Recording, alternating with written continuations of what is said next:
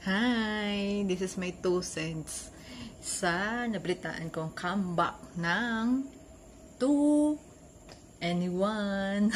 2NE1. So, magka-comeback sila next year, 2020, by kasabay ng naglabas ng statement ang YG Entertainment patungkol dito. And I'm so happy. I'm so happy about this, no? Bakit? Kasi panahon namin yung nauso yung mga kanta nila halos halos kahit saan ka establishment pumunta, makikita mo, maririnig mo na tumutugtog tong ano na to. And karamihan sa amin kabisado yung sayaw. I'm 2NE1. I'm happy.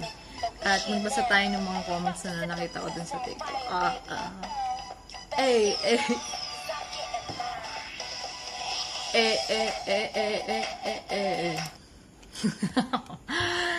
Yun.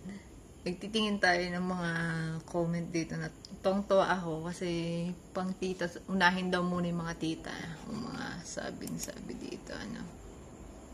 Tabi mga tita muna. May adult money na kami. Totoo yun. Pwede na mag-loan kung saan para lang bumili ng ticket nitong concert. Next, sabi dito, ano. Nakita kong comment sa internet to. As in, planning to resign na ako. Biglang ansaya akong nag-work kanina.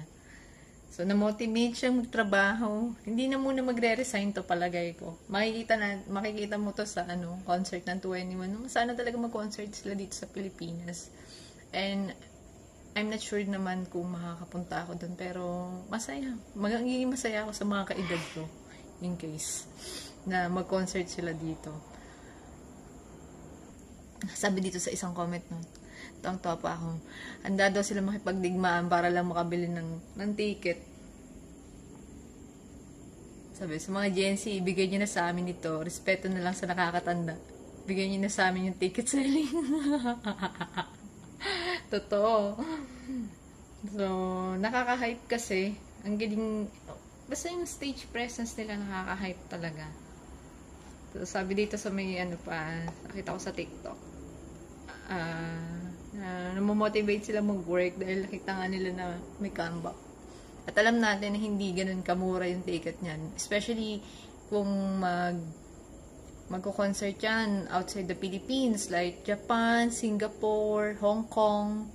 Ayan, usually mga dyan. Pero talagang I'm so happy with my generation kung magko-concert sila dito sa Pilipinas, no? Sa isa pa, patugtog tayo. Kaya lang baka ako ay paano ba yan? Ganito pala.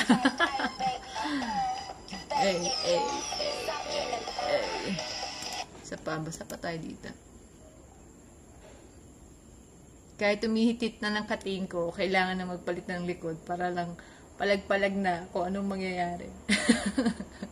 Pero ang isang nabasa, sabi niya, dala daw siya ng white flower, katingko, lahat ng bigs, lahat ng uri ng pampaano ng katawan.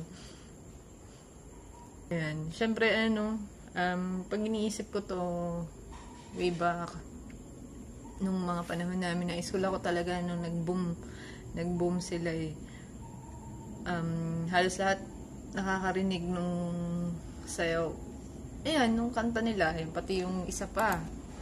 Ito pa, yung song nila na I Don't Care. I Don't Care. Isa pa, ang kanta nila.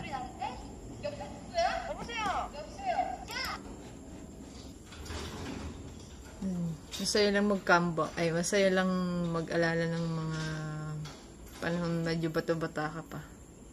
Kasi dugyuting ka pa nun eh. Wala ka pang pambili ng kahit anong ticket. Nag-aaral ka pa.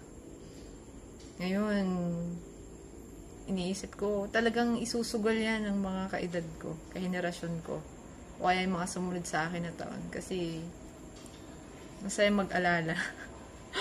Noong mga panahon nag-uuso sila. Doon nag-start, nagbo-boom yung K-pop dito sa Pilipinas. Unti-unti nang natatanggap. Naalala ko, ano pa yan, yung Yung before, ginawa nila ng remake yun. Si John D. Ayan, nanonood ako niyan, lahat yan. So, masaya talaga kung nakakapag-concert sila dito sa Pilipinas. So, babalik yung mga alaala. Nakakapagod nga lang yun, masakit na sa tuhod, pero masaya ako sa mga makakapunta. Natuwa lang ako nung nalaman ko magkaka-unbox sila. Wala naman ako makausap patungkol dito. Dito ako, nasan ako? Gusto ko lang share yung kung paano masaya. Paano ko masaya kasi yung for your page ko, no, ng TikTok ko. Puro ganyan yung lumalabas. Yung mga reaction ng mga tito at tita sa comeback ng 21. Ako hindi ako sumasayaw, pero kabisado ko yung step ng yung etong Fire na isa sa mga sikat nila kanta. O, diba? It's been a long time coming.